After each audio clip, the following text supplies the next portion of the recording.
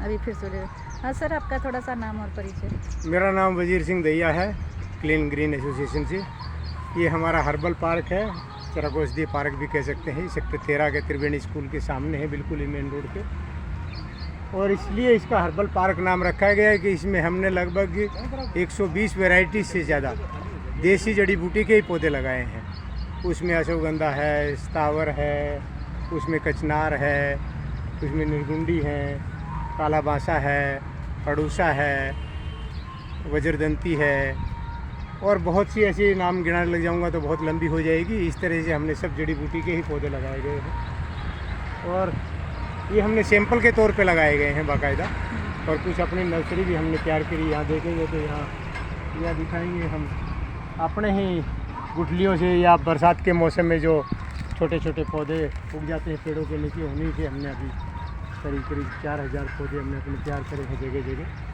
तो सर एक सवाल आपसे ये है कि जैसे अभी अगर हम लोग स्कूलों में बच्चों को इस हर्बल गार्डन के बारे में कुछ जानकारी देना चाहें, तो अगर अगस्त के बाद हमारा ये सेशन शुरू होगा तो किन पौधों के ऊपर हमें फोकस करना चाहिए जो कि बच्चे उनके यूज़फुल भी हो सके और उनके लिए।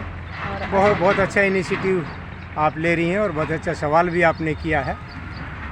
अभी जैसे पर्यावरण की दृष्टि से देखा जाए और जो आजकल पेस्टिसाइड और इसका ज़्यादा इस्तेमाल जो हो रहा है उसकी इस दृष्टि से देखा जाए तो एक आयुर्वेद ही एक ऐसा है उपाय है जिसमें हम अपने शरीर को, अपनी दिनचर्या को स्वस्थ रख सकते हैं।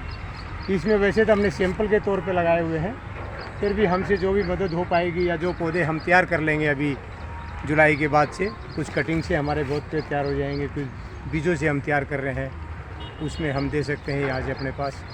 और जो भी बाहर से भी हम ले सकते हैं, लेकिन ज़्यादा से ज़्यादा पौधे हम कोशिश करेंगे कि स्कूलों में सैंपल के तौर पे 2-2, 4-4 पौधे, अश्वगंधा है, स्थावर है, निर्गुंडी है, लेमन ग्रास है, इस तरह के कुछ पौधे हम यहाँ से दे के और हर पार्कों में, हर स्कूलों में जागरूकता के लिए लगाए जाए। बहुत अच्छी पहल आपकी। कुछ अगर ऐसे पौधे हों जो कि हम लोग इनको इंस्पिरेशन देने के लिए अगर इन उपज को पतंजलि के साथ जोड़े ताकि ये चीज़ें यूज़फुल हो सके और उनमें भी एक उत्साह रहे कि हम इसको आगे कैसे यूज कर सकते हैं। बहुत अच्छा सवाल है। इसमें अपना एक हार श्रृंगार है जो सभी जानते हैं, पराजित भी बोलते हैं। और ये छोटा सा पौधे जो देख रहे हैं ये हमारा बहुत अच्छा पौधा है जिसको हम कड़ी पत्ता भी बोलते हैं। हाँ। इधर मोरिंगा लगाया हुआ है, हाँ। सहजन जिसको बोलते हैं मोरिंगा, हाँ। बायोलॉजिकल नाम मोरिंगा है। जी।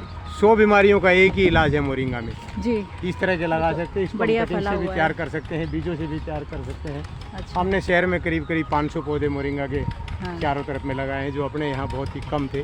हाँ हाँ। ये इस टाइप के लगा सकते हैं। और बड़े पौधों में हम आंवला लगा सकते हैं, गुलर लगा सकते हैं, हाँ हाँ। इस तरह के पौधे हम लगा सकते हैं हर्बल पार्क। तो ये ऑल सीजन होते हैं पौधे? ऑल सीजन होते हैं और हार्डी प्लांट से ज़्यादा मेंटेनेंस की ज़रूरत नहीं है। एक बार प्रकृति में एक बार सर्वाइव हो गया तो हो गया। जैसे अभी इसके बीज अभी हाँ। तैयार हैं। हाँ। अब इन बीजों को हम इकट्ठे कर रहे हैं, सुखा रहे हैं। हाँ। और इनको बाकायदा थैलियों में लगा के हम अभी जर्मिनेट करेंगे और फिर लोगों को देने के लिए हम बीज तैयार कर रहे हैं। ये सब यहाँ थैलियों में जितने पौधे लगा रहे थे ये भी शहरवासियों के लिए, आपके लिए, सभी के लिए। बहुत बहुत धन्यवाद सर। और हम आपसे आगे भी इस तरह से मार्गदर्शन प्राप्त करते रहेंगे। बिल्कुल, हम सभी से आग्रह करते हैं कि प्रकृति के साथ जुड़े, जी। कुछ भी सहयोग जरूर करें। अभी गर्मी आ गई तो कम से कम 1 लीटर 2 लीटर पानी ही एक पौधे में डाल दें। ये भी हमारा बहुत बड़ा योगदान रहेगा प्रकृति के लिए।